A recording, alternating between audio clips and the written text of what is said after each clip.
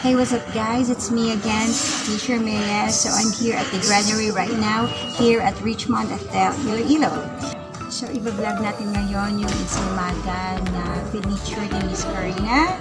Okay, so antay lang tayo ng konti kasi nag-order po ako ng Ensaymada ko. Okay, so today's vlog we will have a review on the Ensaymada of Richmonde Hotel because it's very known here in Iloilo City.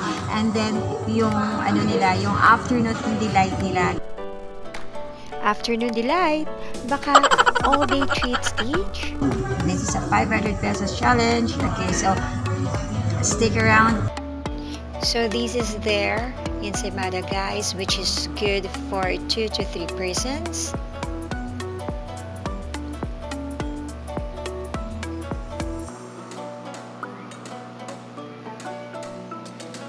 Their all-day treats, which includes Philly cheesesteak slides, fruit cream tarts, French macarons,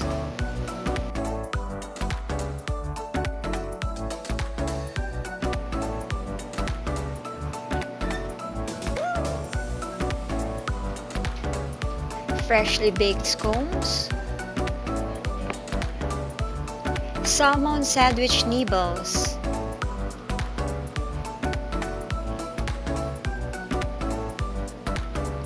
kabatuan chocolate,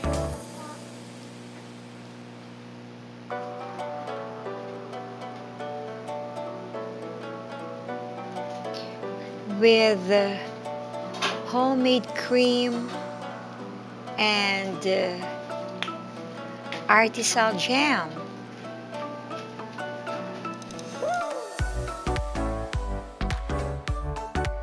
Alright guys, titikman na natin yung Ensaymada at saka yung mga food dito. Alright. Okay, titikman ko muna yung ito. This one.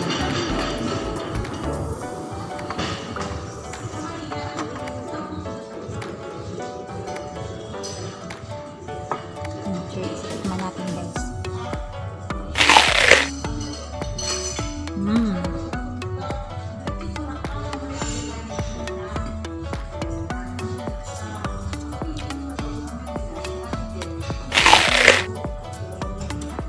Ayan yung Arabic.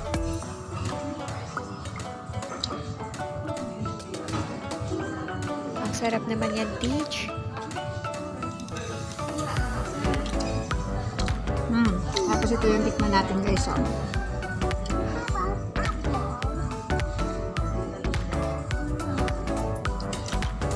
So meron siyang apple, tapos kiwi. Ito, ano to? Peach. May peach.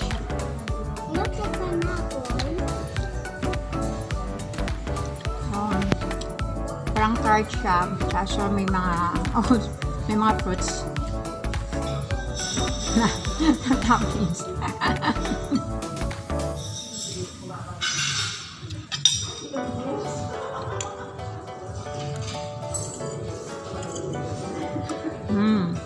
Sarap.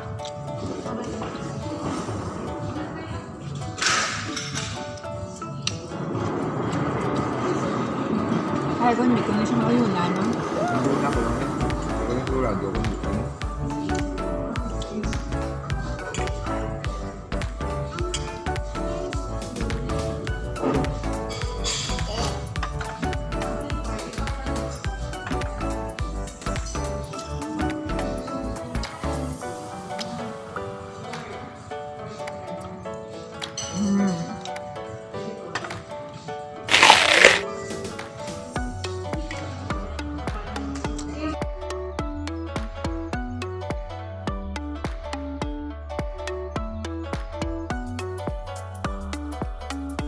Okay na yung taste niya kasi hindi masyadong matamis. Ayoko kasi na masyadong matamis.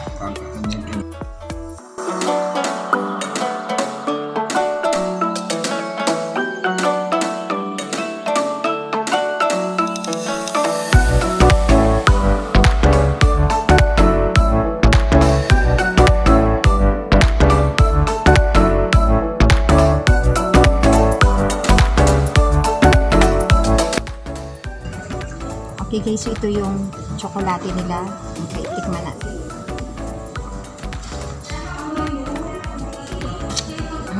Manamit, guys.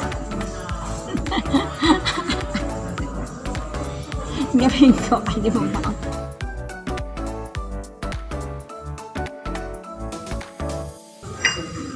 Okay, so this time, tikman ko na yung Ensaymada.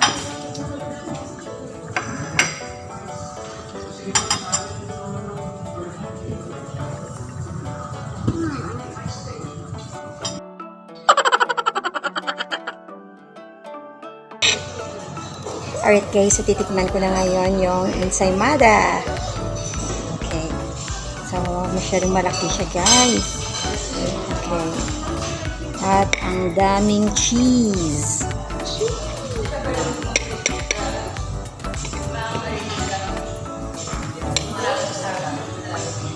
You want to eat, Bibi? I'm just watching. How you can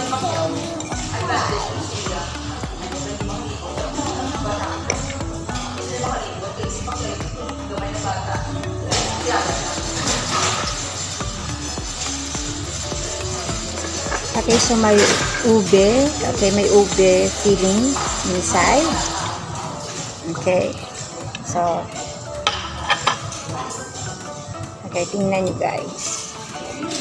Okay, so ito yung Ensaymada. Alright.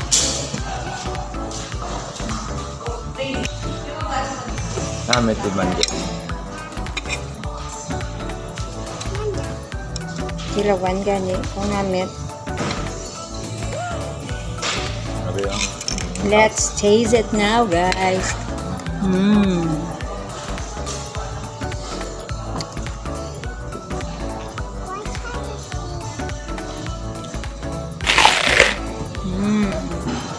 You want to taste, Bear? I don't like that, but the yucky jelly on the skin. It looks like a fatty. Mommy says so.